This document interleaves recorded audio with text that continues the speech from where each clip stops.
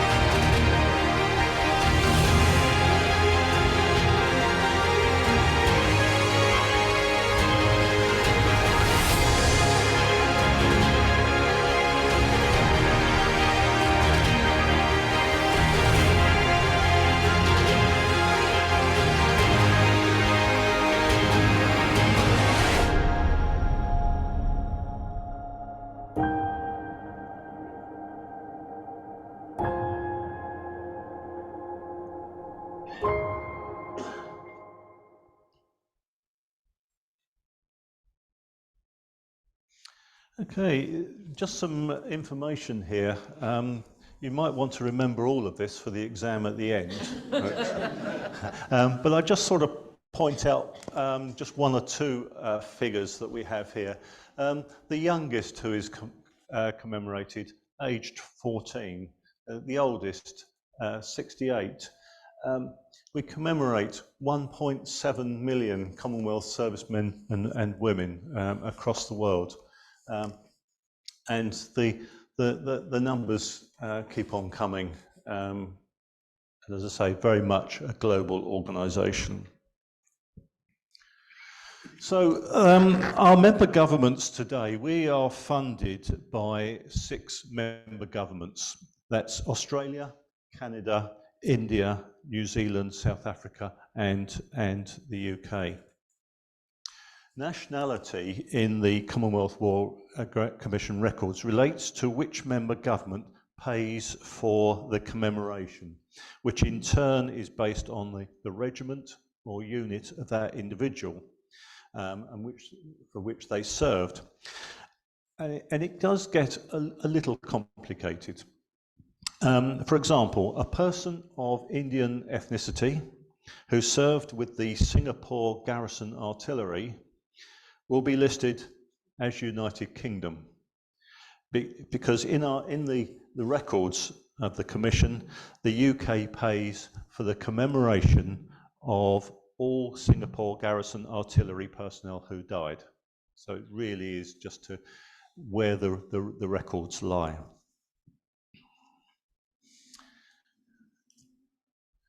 But we need to understand who we commemorate. And the Commission commemorates all those who died while serving with the armed forces, the merchant navies, or recognised auxiliary organisations of the British Empire, or the Commonwealth, or who died subsequent to the termination of their service and whose death was attributed to that service during the First and Second World War, as defined by our dates of responsibility, and I'll mention those in a while. Additional criteria also applies to those who served in the Merchant Navy and auxiliary organisations, such as a stipulation that their death occurred in a theatre of war as a result of enemy action or due to war conditions. So let me try and make this a bit simpler, because it does get very complicated. And there's a book about the foundation of the Commonwealth War Graves Commission, and you would not believe, well, you might, the politics involved and the complexity of the setting up of the organisation. So a very simple way of looking at this is an individual is commemorated by the War Graves Commission if they were a serving member of the Armed Forces, Merchant Navy, or other recognised auxiliary organisation of the British Empire or Commonwealth, or a former member of the above who served during the war and whose cause of death is attributed to their service and died during the First or Second World War. I think that's as simple as we can make it. The work of the Commission is ongoing, and every year the graves of around 20 to 30 servicemen are discovered on the Old Western Front alone, and some of whom can be identified. Equally, researchers continue to identify service personnel and civilians who died during the war, but whose names, for a variety of reasons, were not in the original records.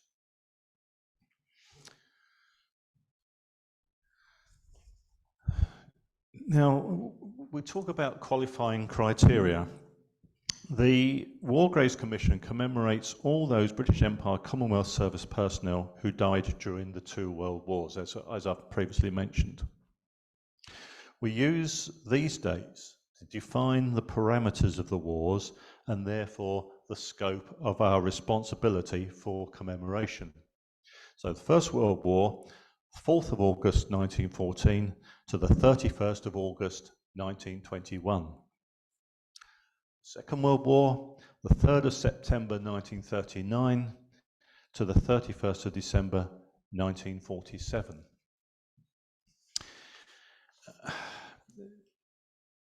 Quite often people say, well, actually, excuse me, didn't the war finish in 1918?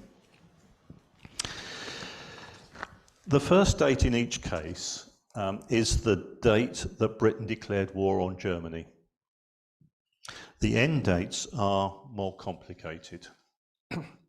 For the British Empire, the termination of the present war, Definition Act 1918, stated, and I quote if I may, "His Majesty in Council may declare what date is to be treated as the date of the termination of the present war."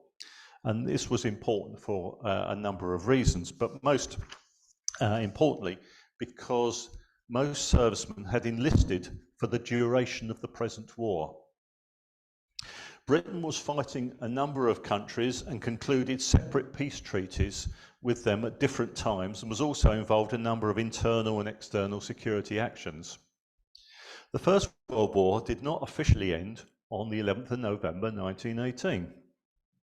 This is the date that the Armistice of Compiègne came into effect, halting hostilities between the Allies and Germany. The Treaty of Versailles, which formally ended the war between the British Empire and Germany, was signed on the 28th of June 1919. But this did not come into force until the 10th of January 1920. You still with me? Yeah. So with reference to this act and the various peace treaties signed with the enemy nations, that the war was declared to have officially ended the following countries on these dates. So Germany, 10th of January 1920, Austria on the 16th of July 1920, Bulgaria on the 9th of August 1920, Hungary on the 26th of July 1921, the Ottoman Empire of Turkey on the 6th of August 1924. So for all other purposes, including admin, the war was declared to have ended on the 31st of August 1921 by the British government. So there we have the 31st of August. And so this is the date to be used by the Commission. The Second World War ended in a similar way, with a number of different treaties signed with various combatant nations. However, there was no Act of Parliament governing the official end of the conflict. So during the course of 1947, the Imperial War Graves Commission, as it was then known, consulted with member governments, and it was agreed that the Commission's responsibility should end on the 31st of December 1947. Got all that? Fantastic. So there we go. So let's think about the origins now of the Commonwealth War Graves. This is Bedford House Cemetery, where I'll be either Saturday afternoon or Sunday morning, depending on how I get on. And it's a Commonwealth War Graves cemetery from the First World War, and it gives you a good idea about the war cemeteries from the First and Second World War, what they look like today. But had it not been for the hard work of a gentleman called Fabian Ware, this might not have happened. And just as an aside, I think it was this last week or the week before, they actually buried a serviceman in this cemetery. So, they'd found his remains, and he was given a formal burial just in the last week or so. So Fabian Ware, cometh the hour. Before the First World War, the common soldier and sailor who died before the 20th century could expect little in death. Marked graves were rare and often left unattended. Little, if anything, was officially recorded.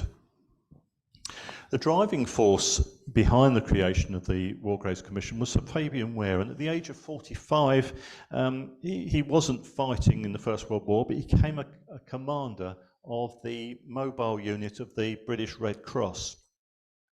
And he was concerned that the final resting places of the dead would be lost forever. His unit began recording all the graves that they could find. Massive task. And by 1915, their work was given official recognition by the War Office and incorporated it into the British Army as the Directorate of Graves Registration and Inquiries. From the outset, Ware emphasised the importance of the imperial contribution to the war effort, and encouraged by the Prince of Wales, he submitted a memorandum to the Imperial War Conference, and in May 1917, the Imperial War Graves Commission was established by Royal Charter, with the Prince serving as President and Ware as Vice Chairman. The Commonwealth War Graves Commission's work started in earnest after the armistice. Once land for cemeteries and memorials had been guaranteed, the enormous task of recording the details of the dead and locating and formalising burials and cemeteries began. By 1918, some 587,000 graves had been identified, and a further 559,000 dead were registered as having no known grave. Massive, massive task.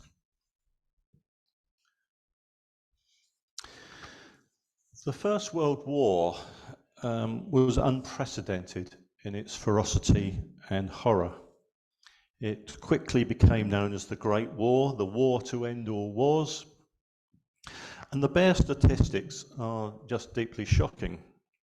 Over 1 million servicemen and women from the British Empire died in the fighting or of their wounds during the course of its 4-year history.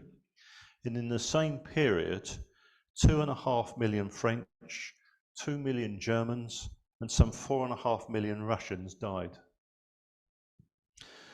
For those who died in battle, many were only formally laid to rest after the armistice, when the battlefields were searched and cleared.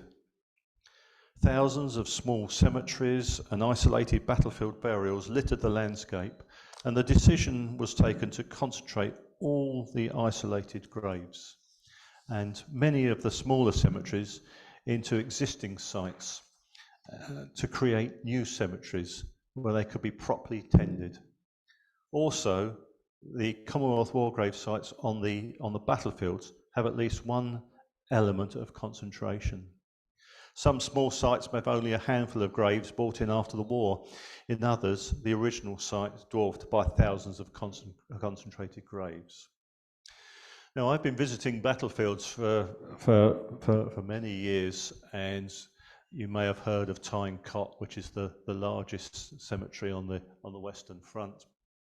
But I like to go down the little country lanes and just find a small cemetery where there's just about half a dozen graves. It's amazing what you can find, and very moving.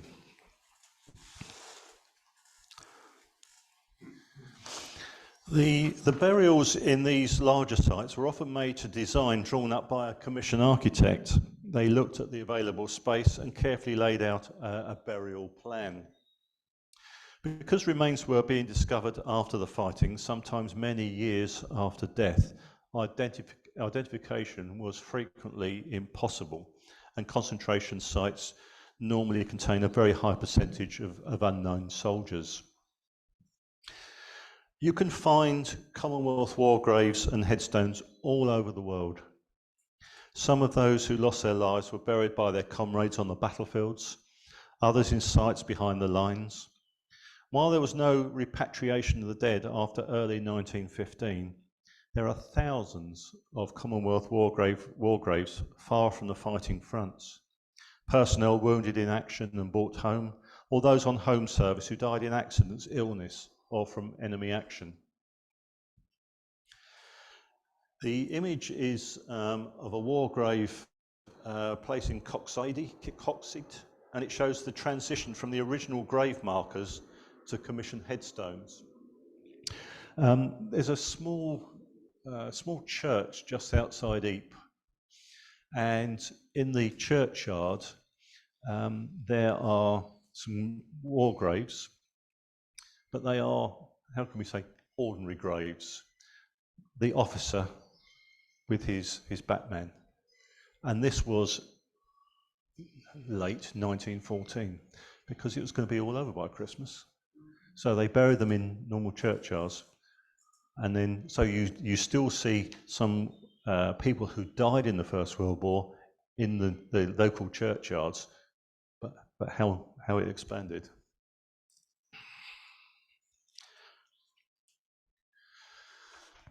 The founding principle, our founding principles are detailed in the Kenyon Report 1918.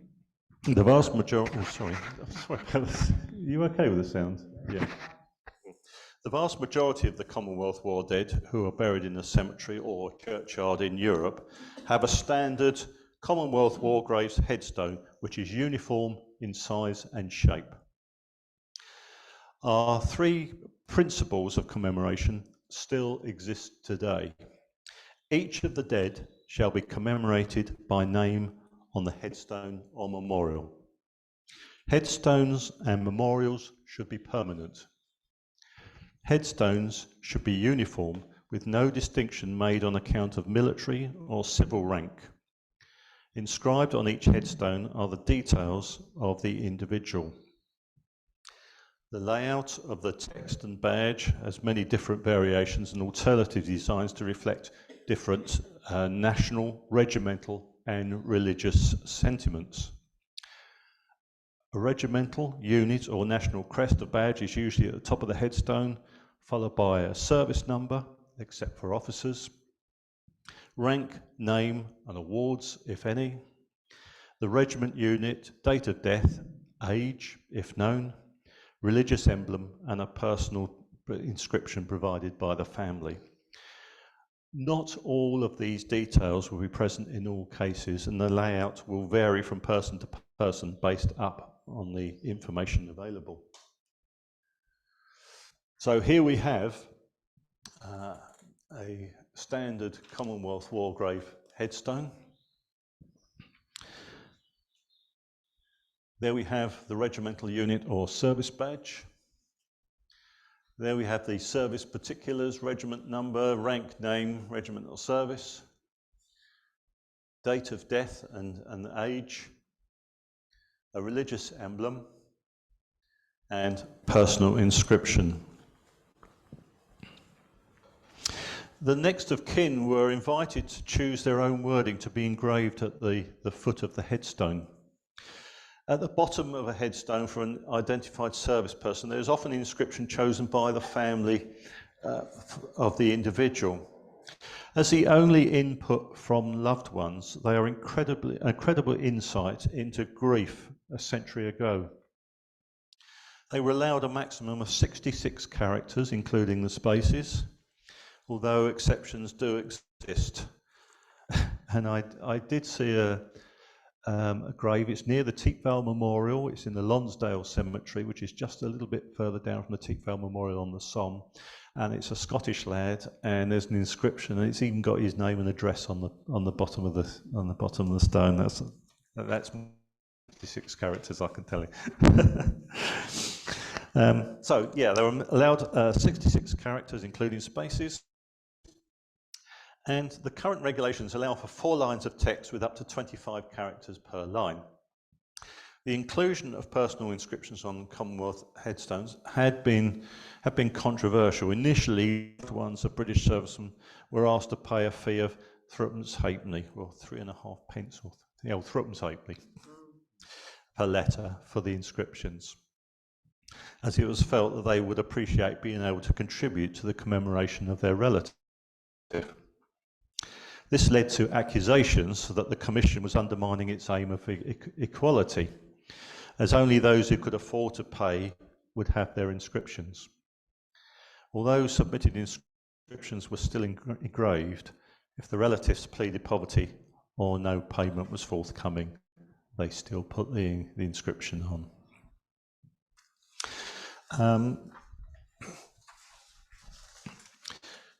Private George Smith, Private George Smart, on his, he says, "We lie in dead in many leans so that you may live here in peace." Private Albert Victor Bates, a brave man and a good soldier. Lance Bombardier Albert William Bates, one of England's unknown heroes. And Private Herbert Downes, "Oh, to have clasped your hand, dear Herbert, to have brought you home to rest."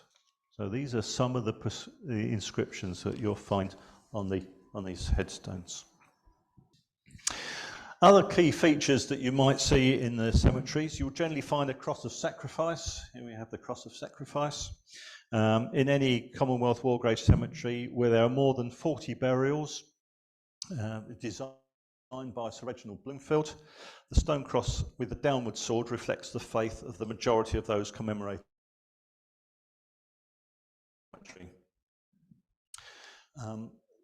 They are bronze sword. You can tell because of the copper in the bronze, the green comes down the cross of sacrifice. Unfortunately, some of them are having to be replaced with plastic these days because people nick them. But there we go.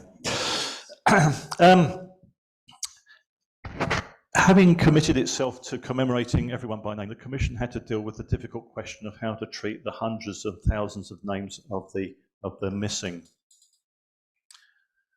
And this was a subject that exercised the commissioners over months. It was one thing to create cemeteries for the known buried, but it was a different matter altogether to consider how to put into practice their commitment to commemorate those with no known grave in perpetuity and with the same respect and equality of treatment.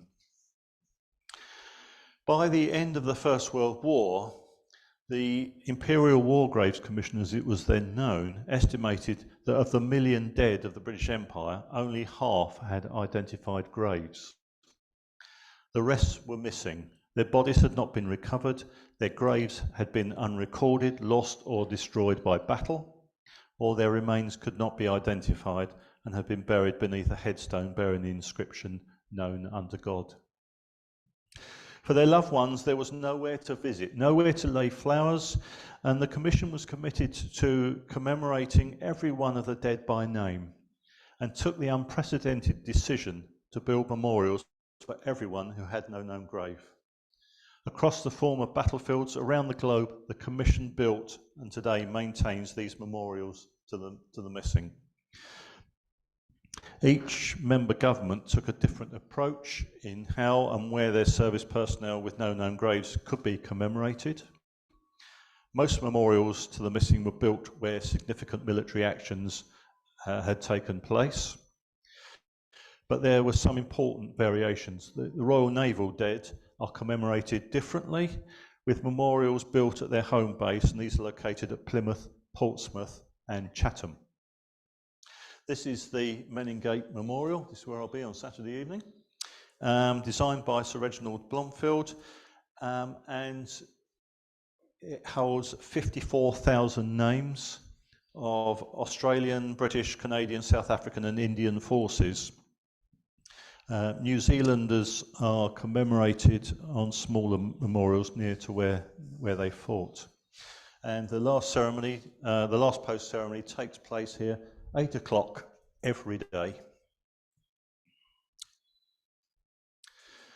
So we still have a global commitment, and it's a little bit complicated, this picture and this slide, but basically it shows where most are buried. Our largest sites, the Tynecott Cemetery and Memorial in Belgium, and the Thiepval Memorial, which is on the Somme in France. And I don't know if anyone here has visited these sites.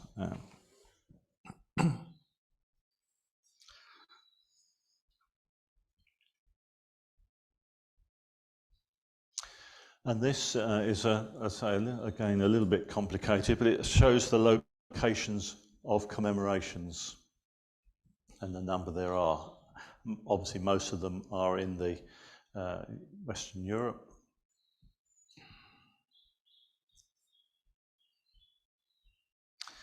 But the scope of the commission work following the First World War went far beyond the Western Front. Top left here we have Gallipoli, in the middle Basra in Iraq. And a mere 22 years after the commission was set up, and only 12 months after the last memorial to the missing was unveiled at Villers Bretonneux, Europe stood again on the brink of war. The war was not only more widespread and mobile than the First World War, but it also introduced new weaponry and new tactics. Commando units with Army and Navy personnel trained as raiders, and paratroopers were used for the first time to great effect. U-boats patrolled the North Atlantic and the South Pacific, whilst the Royal Air Force and the United States Air Force were built into mighty weapons that launched ferocious attacks in Europe and Africa.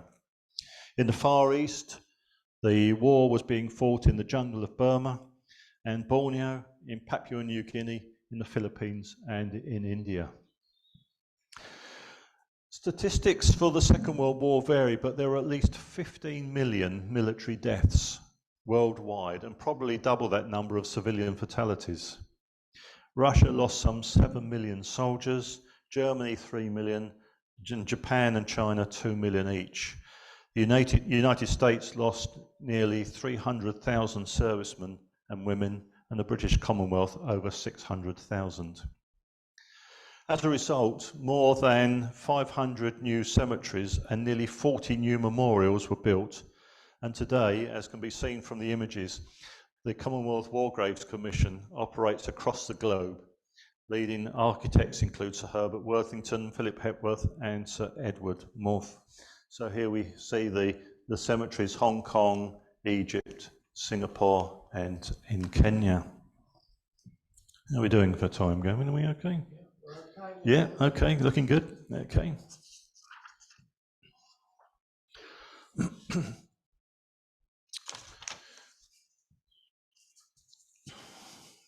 The practice of non-repatriation of the dead, which was established during the First World War, meant that Commonwealth servicemen and women who died on active service abroad were buried abroad. The majority of those buried in the United Kingdom are therefore the men and women who died at home in military hospitals. Others may have died in training accidents or air raids. Some were killed in action in the air or at sea in coastal waters, with their bodies washed ashore. And in total, more than 170,000 service personnel of the World Wars are buried in the UK. For most of these casualties, the UK was their home. As wartime service burials for those who died in their own country were not subject to the same regulations as those who died on the foreign fields, they were largely laid to rest, not in war cemeteries, but in locations chosen by their families, often in family graves scattered throughout cemetery grounds. And for those where the UK was not their home, their graves are often found in concentrated areas where there were troops were based, military training camps, hospitals, and during the Second World War, Air Force bases from which Commonwealth squadrons operated. In addition, there are a number of memorials to the missing in the United Kingdom, where personnel who died and have no known grave are commemorated. And in total, the Commission commemorates, either upon a headstone or a memorial, more than 300,000 service personnel in the United Kingdom from both World Wars.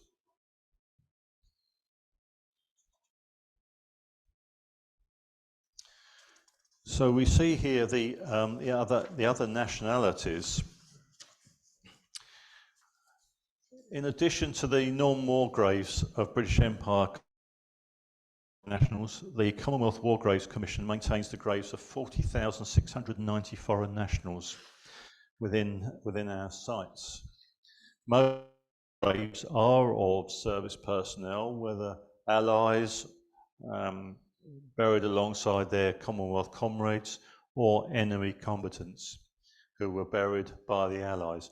And this includes, but is not limited to, over 19,900 Germans, over 7,000 French, over 4,500 Polish, nearly 4,000 Dutch, and about 1,200 Turkish.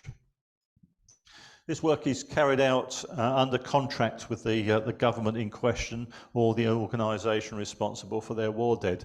And sometimes this is covered by a reciprocal arrangement between the War Graves Commission and other War Graves organisations, such as the German VDK or the French Office National des Actions Combattants, or the Dutch OGS, and you can understand why I'm using the abbreviations, because it gets a little bit, who in turn care for the war graves in their countries.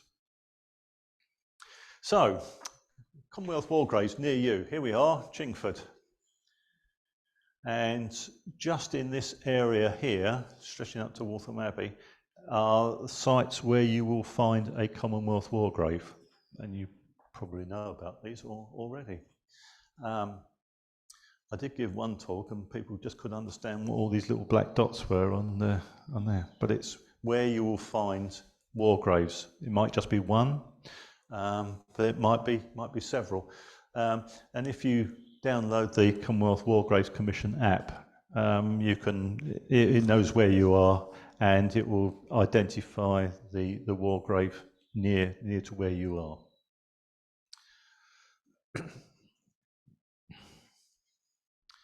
So our work continues with gardeners and horticultural experts working in more than 150 countries and territories.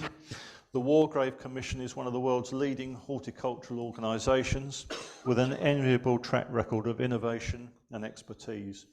More than half of the 1,750 acres of ground under the Commission's control is given over to fine horticulture, making maintenance a year-round task for our 900 gardeners. And I always think they actually look absolutely immaculate when you go there. Across the globe, our teams work hard to maintain and conserve the fabric of our sites. The Menin Gate, the picture we saw now, is actually, I think there's a lot of scaffolding around it at the moment. They're refurbishing that. They recently refurbished the Tietval Memorial, so it really is an ongoing process. The image of the Menin Gate, which we see there, just show the intricacies of the detail on the memorial, which needs to be maintained and conserved.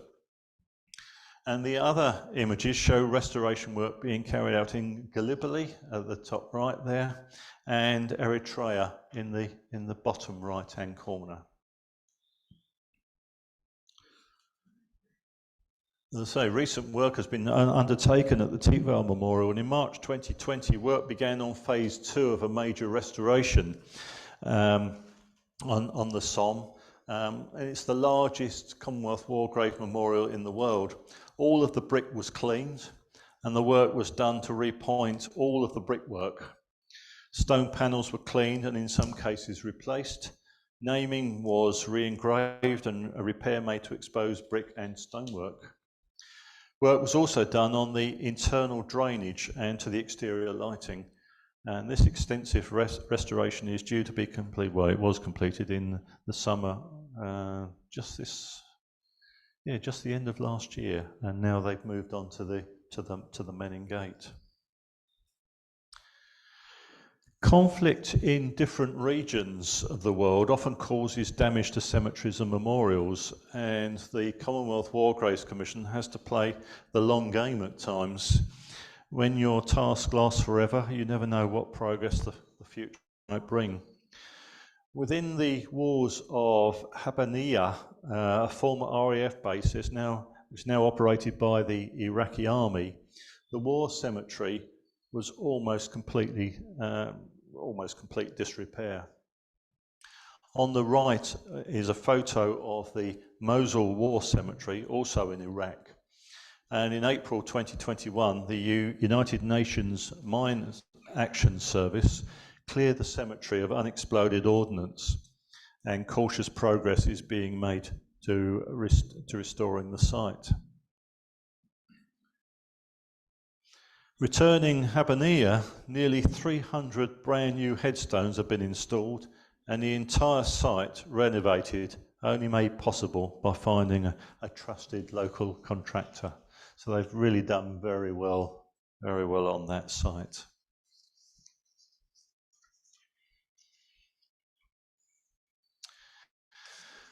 The discovery of human remains in former battlefields area still occurs. Although it's not usually possible to identify the casualty, if artifacts and historical information suggest a particular regiment, unit, or a named individual, every effort is made by the military authorities to trace present-day relatives and, where appropriate, carry out DNA testing. Whether identification is successful or not, the casualty is reburied in the Commonwealth War Grave Cemetery close to where they were found, and we mark their graves with a headstone. Every effort was made to identify individuals, but occasionally new evidence is sent to us suggesting a name for an individual who was buried as an unknown casualty. We follow the principle that the war dead should, as far as possible, be allowed to rest in peace and not be disturbed. Therefore, the Commission does not permit exhumations from the graves of Commonwealth War Graves casualties for the purpose of identification. If the military authorities accept that the documentary evidence is clear and convincing, the grave will be rededicated with a new headstone bearing the name of the casualty.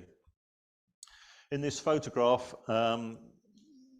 this one here, 3 casualties discovered but were not able to be identified beyond the fact that they were 2 Australians and 1 was from Lancashire Fusiliers.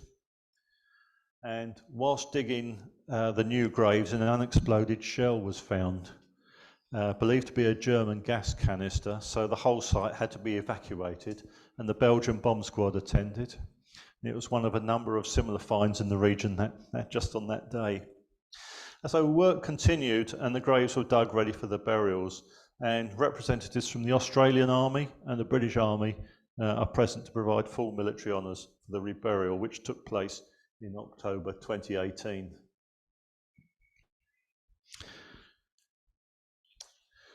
Now, the Commonwealth War Graves Commission's archive is a collection of over 10,000 items relating to the Commonwealth War Graves Commission from its founding in 1917 up until the present day, and it's an important repository of information for better understanding the Commonwealth War Graves Commission's work, its policies, and its activities in maintaining the war graves of the First and Second World Wars.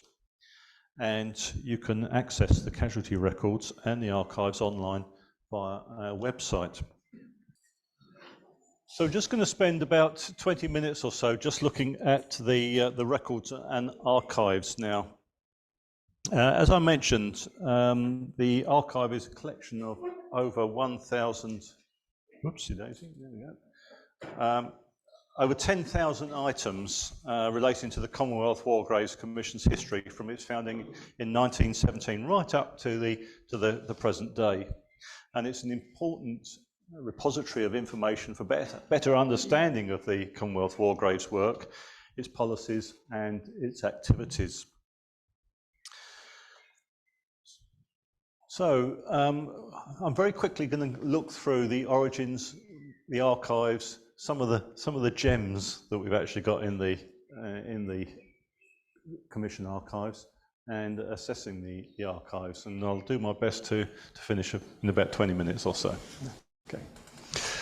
So the origins, as I mentioned, it was Sir Fabian Ware, the mobile Red Cross unit, and he set up the Directorate of Graves Registration.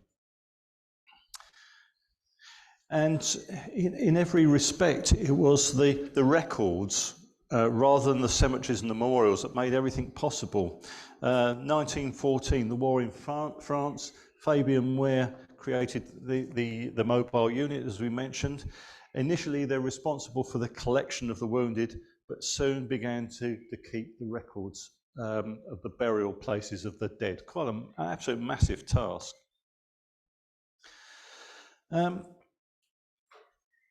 The aim of the Commonwealth War Graves Commission's archive is to collect, manage and preserve materials which document the history of the organisation, the individuals we commemorate and the cemeteries and the memorials we maintain. And the archives are essentially in two parts. We've got the casualty archive and the commission archives. And from the slide, you can see what you will find in each. So the casualty archive details and commemorate location of each person the commission is responsible and includes casualty registers, grave memorial registers and headstone schedules. And the commission archive is the admin files, the minutes and reports, photographic staff records, that sort of thing. Has anyone used the online search to find, and you successfully? Yes. Yeah, good. So, finding records, in that case, you'll be familiar with this page. It's the casualty archive, which is the centrepiece of the archives, and with which the commission couldn't really fulfil its aims. Originally, this was a 3-part card index, alphabetical by name, alphabetically by country, and alphabetically by regiment and service. And the index filled 3,000 drawers, and even when stacked 4 high, it stretched for about 450 feet. And in 1998, the casualty records were made available online, and they are a really good source of information. Today, via the Commonwealth War Graves website, you can search the archive using a range of different criteria. We also have a series of research guides which will take you step by step through the research process.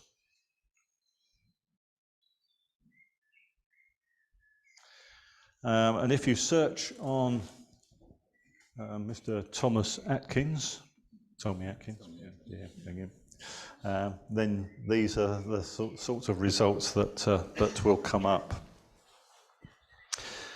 Results are presented and individual records can be seen. You just click on the green box, and as well as recording personal information on each information, additional records can be found which now show the grave or memorial registers, the original headstone schedules, as well as the exhumation reports. And I noticed that also on some of the records now, you can scroll down and there will also be a photograph of the headstone. I know that because someone said, "Here, did you know one of your photographs is on the Commonwealth War Graves site?" It's there.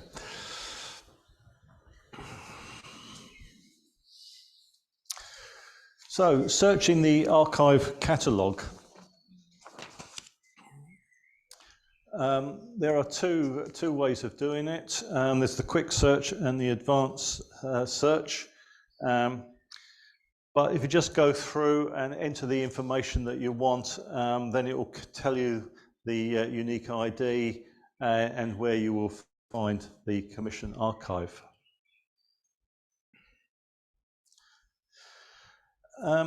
There's a collection of e-files on the Wargrave archive.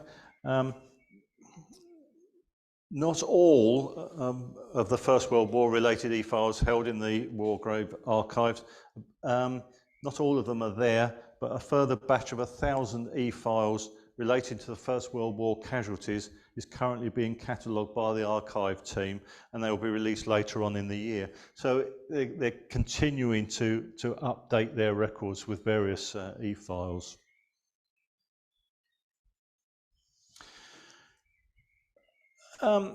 Despite the number of years that the Wargrave has been operating, the records are not complete. New names are often found and needed to be added to the casualty archive, and then to the appropriate memorial or new headstones erected. In 2019, following a Channel 4 documentary, the Commission created a special committee to investigate gaps in the war dead records. They found that after the First World War, outside Europe, names were missed, and they didn't always treat people equally.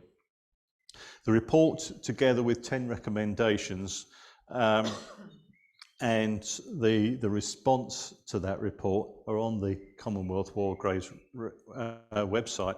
And it was something that the Commission apologised unreservedly for failing to commemorate these men and women, and it's committed to righting the wrongs of the past.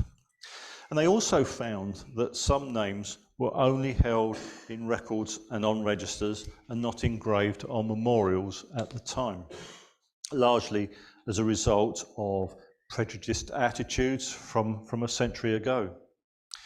And this the Commission has committed to fixing. And new memorials in Abuja and Hong Kong, and on this main picture here, in 2003 a new memorial was erected in Dar es Salaam Cemetery to commemorate the name of 124 African casualties buried or commemorated in Dar es Salaam's cemetery. Research in archives across the globe has so far recovered more than 6,000 names which were previously not recorded by the Commonwealth War Graves Commission. And as part of this project, work continues across the globe.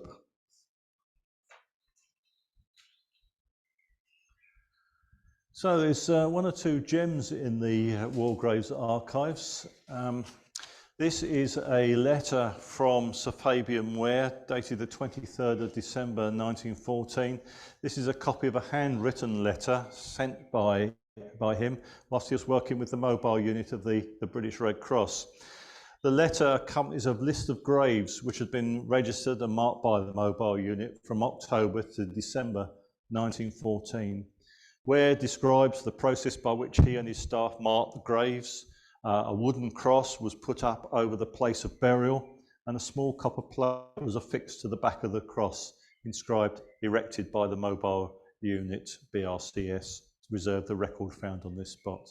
A fascinating letter which shows the initial measures taken by the Red Cross mobile unit, which relied on Ware's connections with senior figures in the government and the military for supplies, money and support, and the eventual progress towards the establishment of the Directorate Graves Registration and Inquiries, which was an extensive and official bureaucratic organisation set up specifically for this task.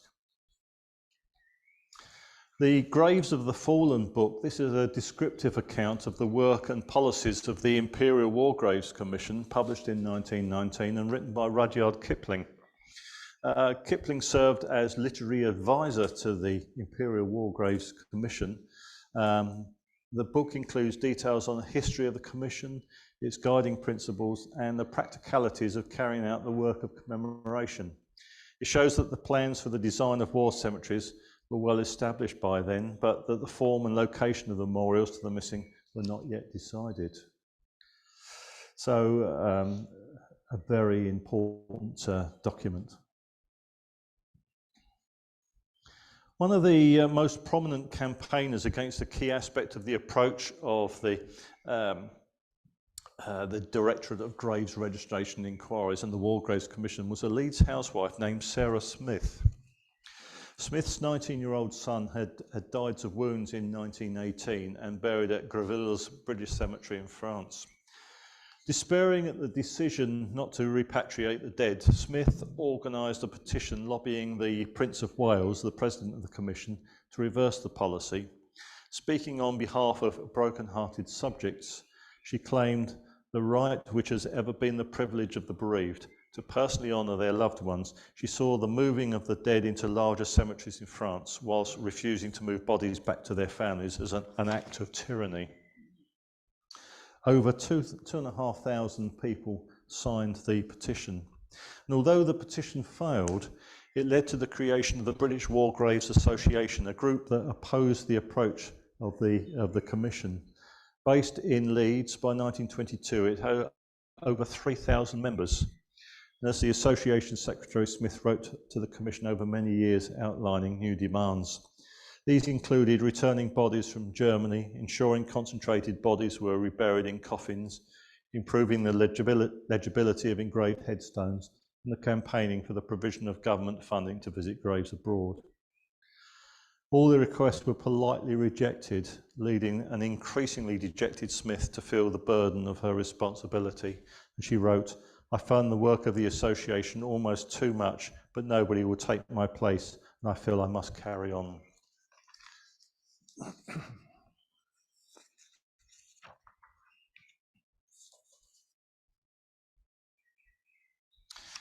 Over the years, the British War Graves Association eventually shifted its focus to helping relatives visit battlefields abroad.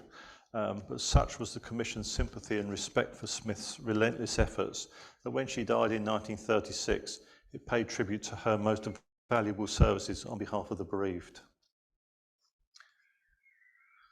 Lady Florence Cecil, wife of the Bishop of Exeter, a prominent and well-connected aristocratic woman, launched her own petition in 1919 appealing to the Prince of Wales as Commission President to act to allow permanent headstones in the shape of a cross, cruciform headstones. Rather than the Commission's planned uniform headstones, it garnered 8,000 signatures, and alongside many are poignant details of the dead. Lady Florence had lost 3 sons in war. Lady Florence's petition provides a sobering glimpse into the anguish of grieving families and friends after the war, and it also tells us a lot about how and where people were living at the time, what emotions and experiences people were going through after the war, and how important having their personal expressions of love and loss was.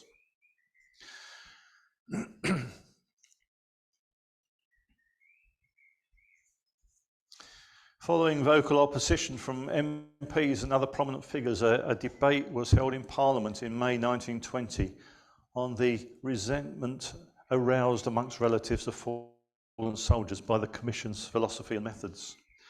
With some coaching from Rudyard Kipling, the MP William Burdett Coutts eloquently presented the case for our work, assuring the House that the Commission was guided by infinite consideration and sympathy.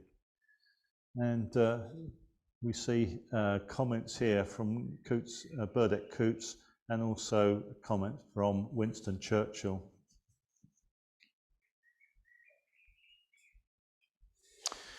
I mentioned earlier about personal inscriptions. Personal inscriptions provided the most intimate insight into those lives lost and those forever changed by the war. Remember, they had 66 characters, threepence halfpenny per letter. And the intentions was that families would appreciate being able to practically contribute to loved ones' commemoration. Unlike Britain, the Australian and Canadian governments elected to cover the cost for personal inscriptions. Meanwhile, the New Zealand government banned personal inscriptions altogether, believing they contravened the principle of equality. And the minutes from commission meetings, which are held in the records, show the question of payment for personal inscriptions was debated internally. And one of the commissioners was very opposed to the idea of inscriptions costing grieving relatives money, which he knew many of them did not have. He stated in one meeting that forcing relatives to pay for the inscription destroyed the principles of equality of treatment and destroyed it in the most paltry manner. And after what they had told men when urging them to join the army, he did not think they could economise over their graves. And that was his comments.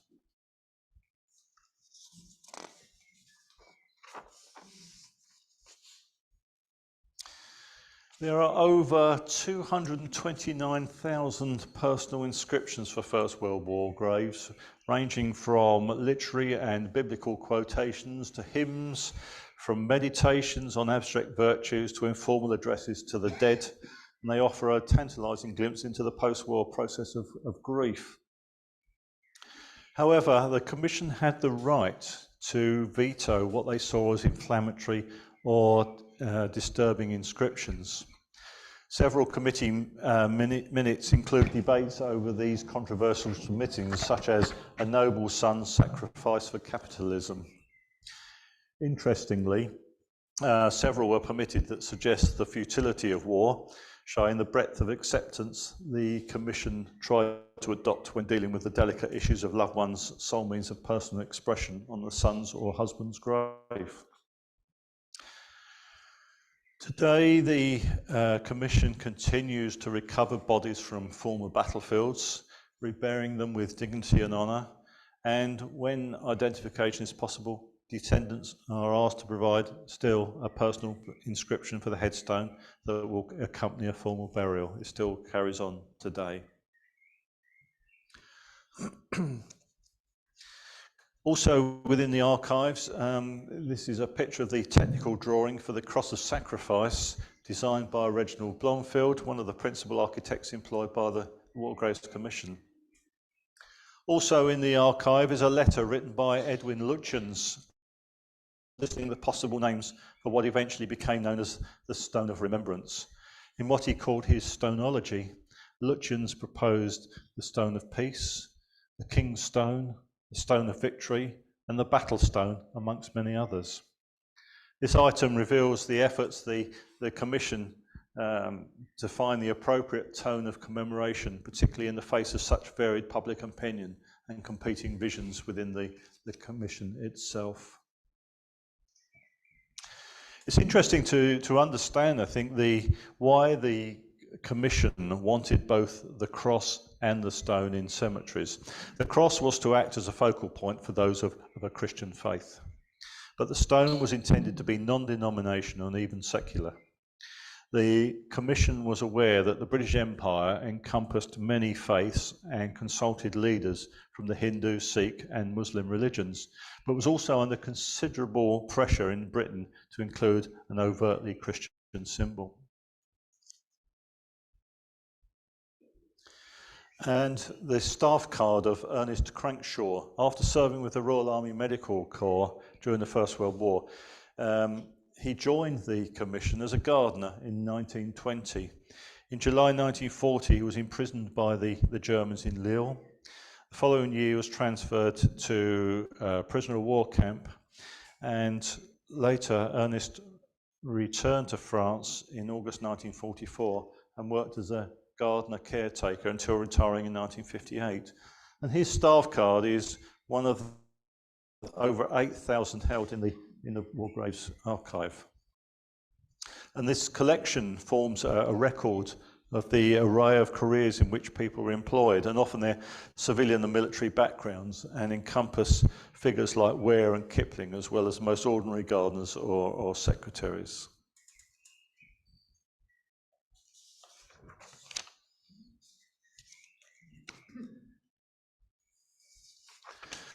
We also have a number of photographs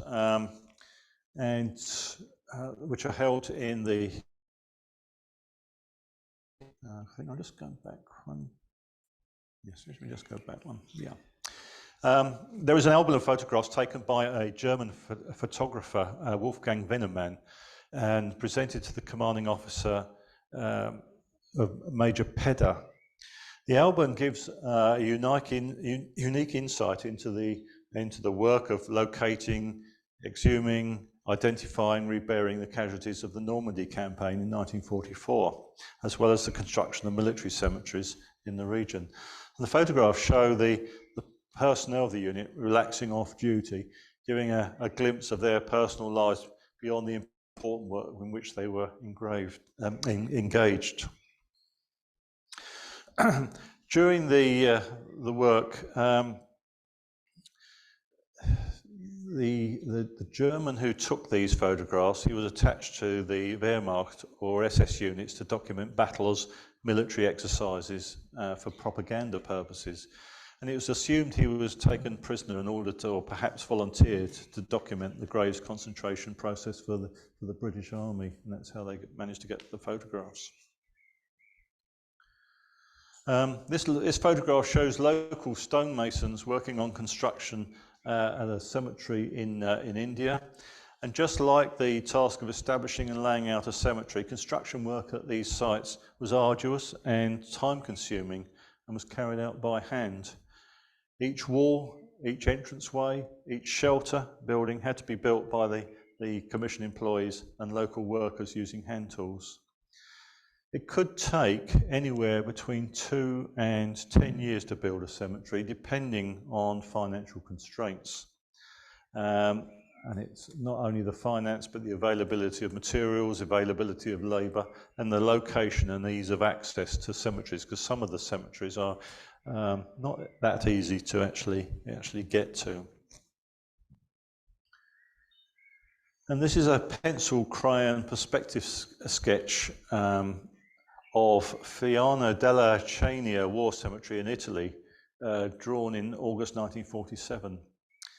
Unlike their predecessors, the new generation of commissioned architects had a precedent to follow, and preliminary designs for the cemeteries were made even before the war was over. Architectural plans and perspective sketches like this one are striking examples of the artistic vision and the skill of the commissioned architects.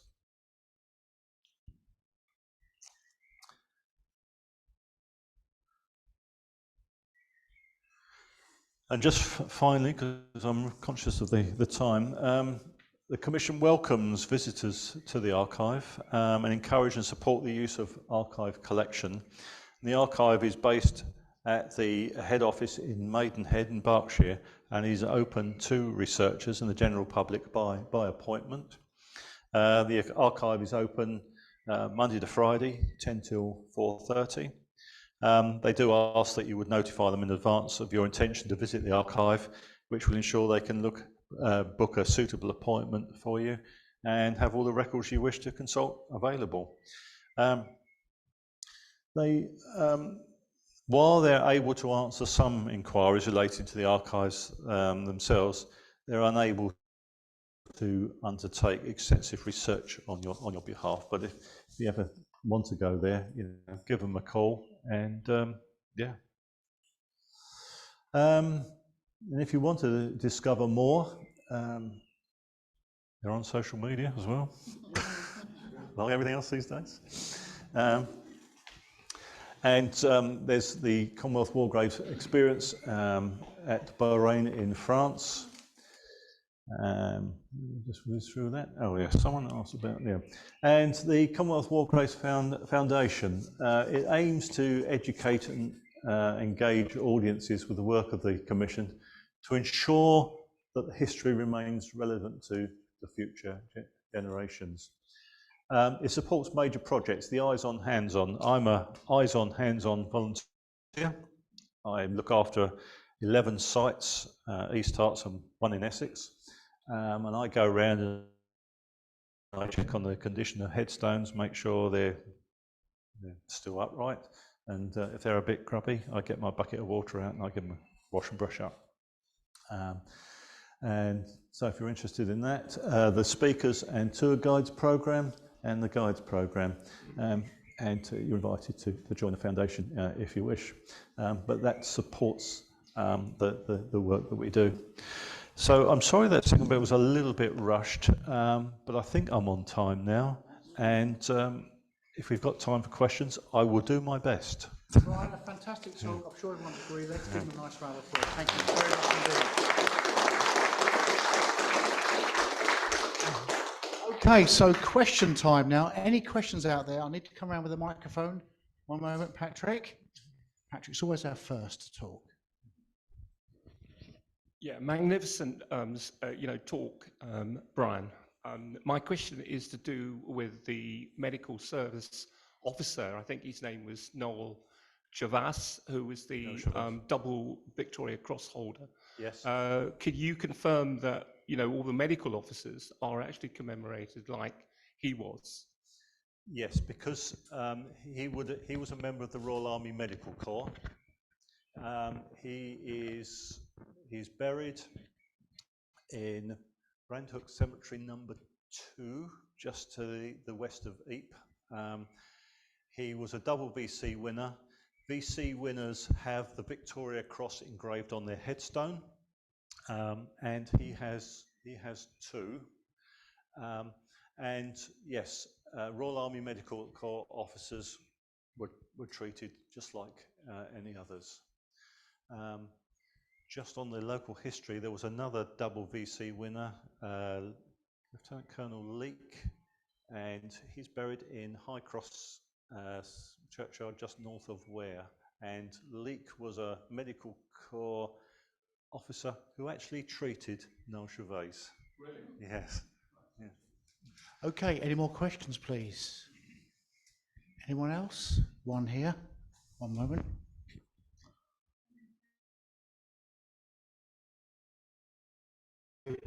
I've got some details of a guy here who was a local resident, but he's a civilian, and you've got civilian people. So how many civilian commemorative, I don't know what they call this, certificates are there? I don't know the exact number,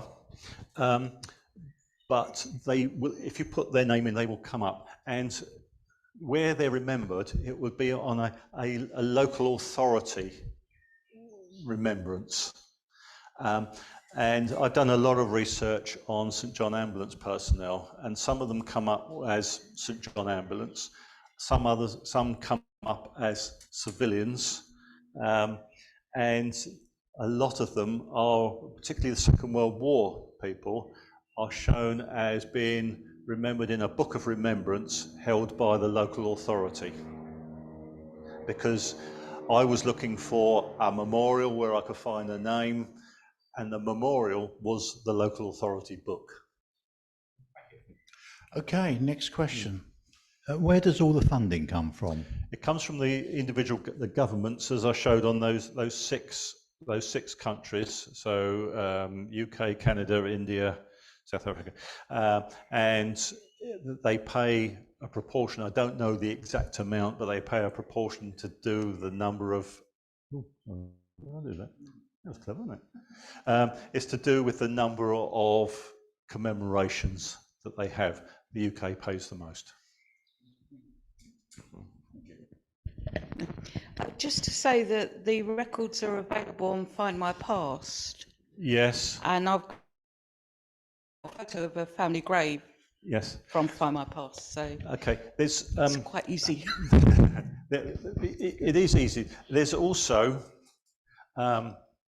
another organisation, the Wargrave Photographic Project, and they have a team of volunteers, and they have taken a photograph of every war grave in the world. I think it's about 1.7 million photographs they've got on there.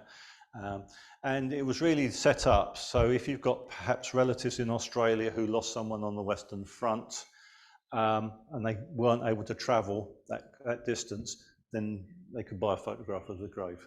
So, and as I say, I, as part of my Eyes on, Hands on volunteer, every time I inspect a headstone, I have to take a photograph of it and submit it.